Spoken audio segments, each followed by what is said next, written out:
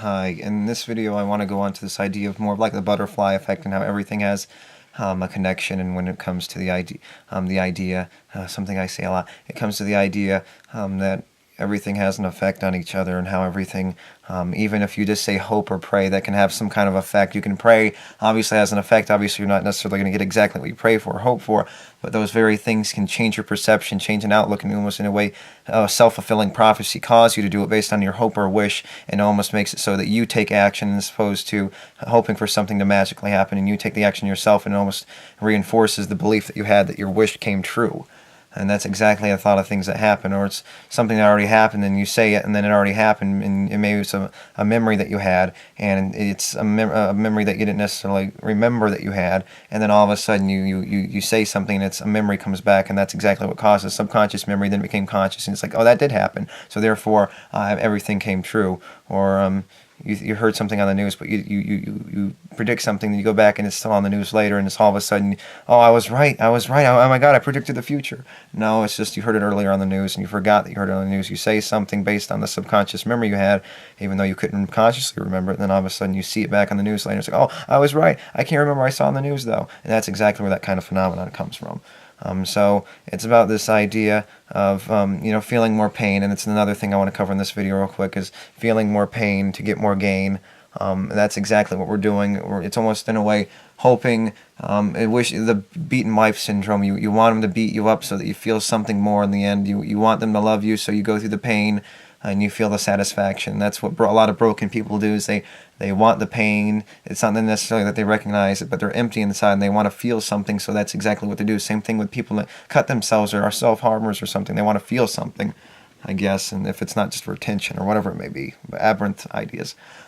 So anyway, sort of like that, where you want to feel something to make yourself feel like you're in control, like, I want to unleash my frustration. The blood leaking from my wrist is always going to help me figure out and release myself from whatever torment I may be feeling, or whatever it is, my negative feelings, and that's the way I happen. And it doesn't take a certain amount of pain, say, to reach a certain point. It just takes a person's certain predispositions. You can be experiencing 10 times more pain, but you're not going to be cutting yourself to release it.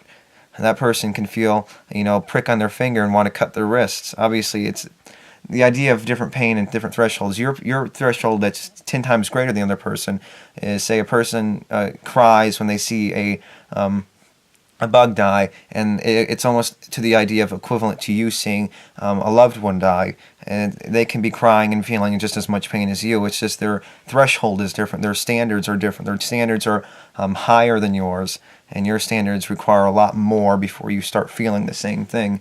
It's just different levels. They can be feeling something much more. You can both break your leg, but you can feel it the other person can feel it 10 times more, and you could say it wasn't as big a deal, but it's different for each person.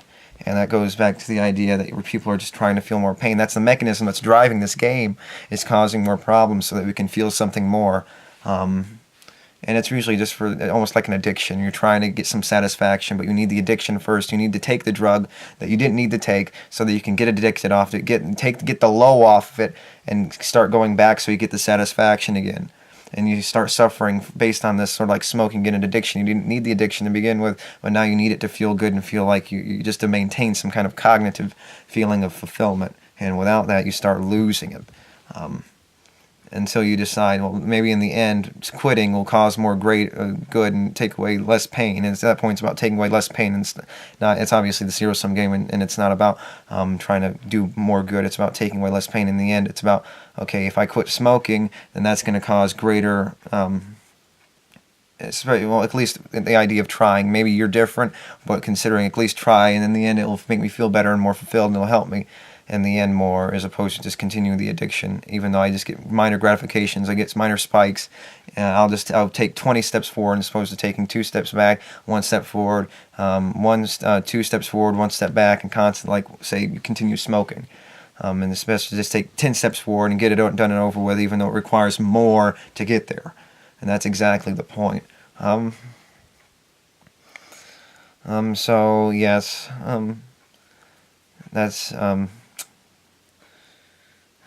and back to the other idea I just want to cover real quick about the interacting with things. Everything has an interaction. Everything has an effect. You can pray for something. Something can happen. Sort of like back to the self-fulfilling prophecy thing. you end up taking action yourself and doing it yourself, or something already happened based on selective memory, and all of a sudden you remember now, and it's like, oh, I predicted the future because I didn't remember it from before, but now I remember. I come back home when I see it on the news, it's still on the news, and all of a sudden I attribute that to some kind of prophecy that I must have, a crystal ball that I read, even though it's not. And it goes back to the idea of everything has an effect. You can hope for something, something can happen, but you don't realize is, oh, I hoped for it. I went to the store and I hoped for it, and so I went to the store. It's sort of like expecting breakfast to make itself in the morning. Back to the free will thing and the deterministic thing. You can say breakfast. You say you read a crystal ball. Hypothetically, obviously that doesn't practically work in the reality we're living in. Reading a crystal ball doesn't do anything in this reality, except if you read a crystal ball and it tells you the future, then you're going to obviously be able to change the future, unless you're being controlled by a mechanism that allows you not to change the future, or whatever it may be. All we can do is predict psychology and how the reality works, and predict to a certain extent. But if you read a crystal ball, you have the ability to change. Therefore, that doesn't have to be the future. You can change it now. It depends on how much you know about the crystal ball and so on and so forth. But it goes back to the idea of expecting breakfast to make itself in the morning, and it's not going to make itself. If you just sit there and hope that it makes itself, it's not going to happen. It's not just going to magically appear. And the idea of a self-fulfilling prophecy is, you make the breakfast, and all of a sudden it's like, obviously, I read the crystal ball right. It was going to say I was going to make breakfast. Obviously, I have breakfast every morning, and I was going to make breakfast, and I wasn't just going to sit there and hope it was going to make itself. So I predicted I was going to make breakfast. I made breakfast, and it didn't just magically appear, but that's the idea of a self-fulfilling of something, expecting something, that magic to happen is just something coming out of nowhere. That's pretty much magic, just something changing instantly, something just coming out of nowhere. That's pretty much all the idea of magic is, instantaneous appearance. Just appearing out of nowhere. That's essentially magic, or something changing out of nowhere, just instantly. Something just changing, metamorphing, changing, something appearing or disappearing. So that's magic, or something instantly changing or spontaneously changing, going back to those vague concepts and words. So self-fulfilling prophecy, you make your breakfast, therefore it exists because you decided to make it, because you predicted it and you end up making it, therefore you fulfilled the prophecy that you've made. Therefore, it wasn't a self-fulfilling prophecy, especially when it's something so simple as saying you have some milk and some cereal and you end up making cereal in the morning for your breakfast. That's not much of a self-fulfilling prophecy. That's almost, in a way, a weak example in using that. There's plenty of other examples. I'm just not going to think of any right now. So it's pretty much a simple idea. You can't read a crystal ball because it allows you to change it practically. You can't use that because you can decide to change it, unless something was controlling us, so that we only knew so much about it. Sort of like, I go back to the winning the war thing, and if you were told you're going to win a war, you can't just sit back and expect the war to be won. Especially when they show you from the moment that you read the crystal ball to going forward, if they show you just sitting back and you winning the war, or whatever it was, or winning the battle, and then so if they show you sitting back and winning the battle, obviously that wasn't the truth, because if they show you sitting back and winning the battle, almost in a way you'd fight and see if that made any difference, or whatever it may be. That's not the best way in describing that example, but you get the idea about things not being able to work that way practically in reality, and understanding that it's so abstract, and you're almost applying realistic logic to this kind of circumstance. It makes it so hard to describe sometimes. I'm getting caught up in different ideas sometimes, and I'm getting them confused, so I don't want to go too far in that example and lose track of what I was saying, and I don't want this video to go on too long. So yes, I think that's all I need to say. So everything has an effect. Every little thing has an effect. Butterfly effect. You can hope for it. Something can happen. Something's going to happen. Things just happen by coincidence a lot of times. And that's exactly what's happening. And hoping and wishing can, almost self-fulfilling prophecy. You hope it. It motivates you. You end up doing it yourself, and therefore, and so on and so forth. You hope it.